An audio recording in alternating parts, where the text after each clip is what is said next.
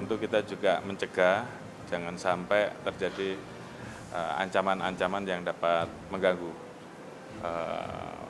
keamanan. Misalkan salah satunya adalah apabila terjadi ancaman teroris ataupun bom. Tentunya kita tadi sudah rapat dan masing-masing memiliki satgas deteksi yang kemudian bisa memonitor terkait dengan orang-orang yang kita curigai. Jadi kita sudah pasang di beberapa sudut mulai dari bandara sampai dengan akomodasi, venue, dan jalur-jalur yang dilewati. Apabila ada ancaman terkait barang-barang yang kita anggap berbahaya, tentunya kita sudah mempersiapkan K9, mempersiapkan tim Jibom, sehingga bagaimana kita bisa melakukan evakuasi terhadap hal-hal seperti itu. Kita sudah sepakat bahwa dengan sinergitas dan soliditas yang kita bangun dan terus kita perkuat, ini menjadi kunci untuk bisa melaksanakan rangkaian kegiatan pengamanan ini dengan optimal.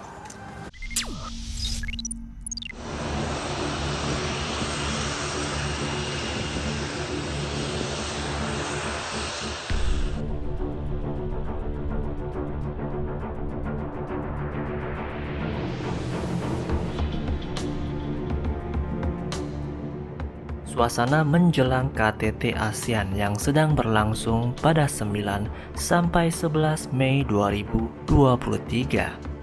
Para tamu-tamu negara seperti Presiden, Perdana Menteri, Sultan telah hadir. Dan ini membuat NTT khususnya di Labuan Bajo bernilai internasional. Keketuaan Indonesia di KTT ASEAN ke-42 ini akan berdampak positif bagi dunia dan negara anggota ASEAN, terkhususnya Indonesia.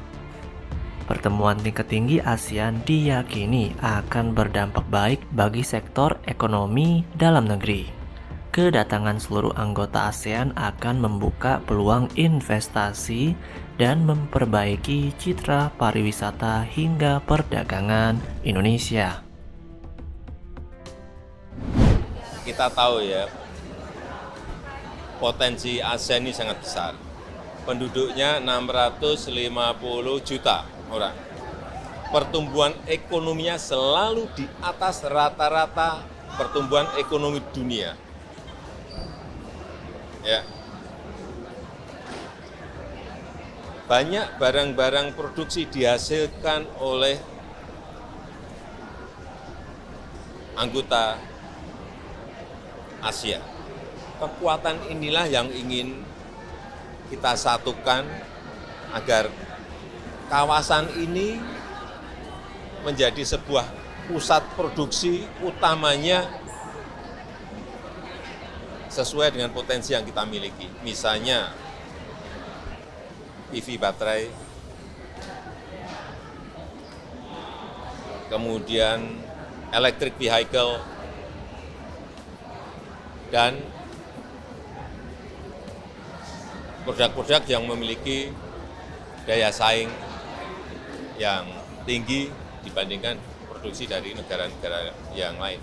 Jadi konsentrasi kita nanti adalah ASEAN sebagai pusat pertumbuhan ekonomi, epicentrum of growth, arahnya ke sana.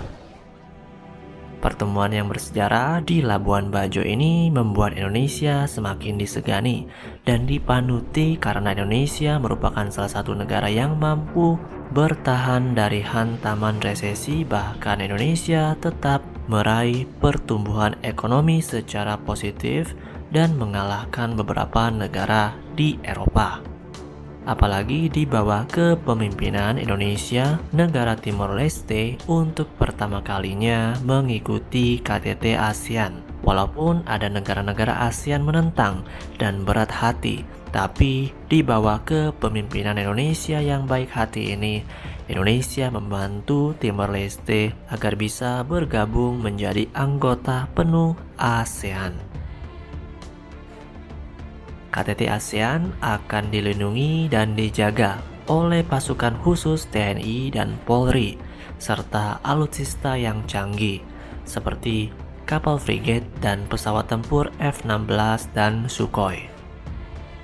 Dan ini membuat rasa aman bagi pengunjung, delegasi, dan juga kepala negara atau pemerintah.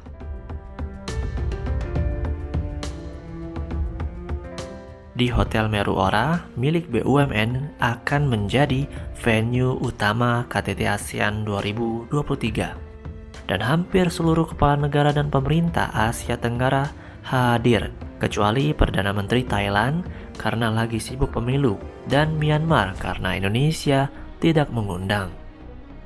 Dan untuk total pertemuan pada KTT ASEAN tersebut akan ada 15 kali pertemuan, dan Labuan Bajo menjadi lokasi pertama. Dan lokasi yang kedua nantinya pada September itu akan berada di Jakarta.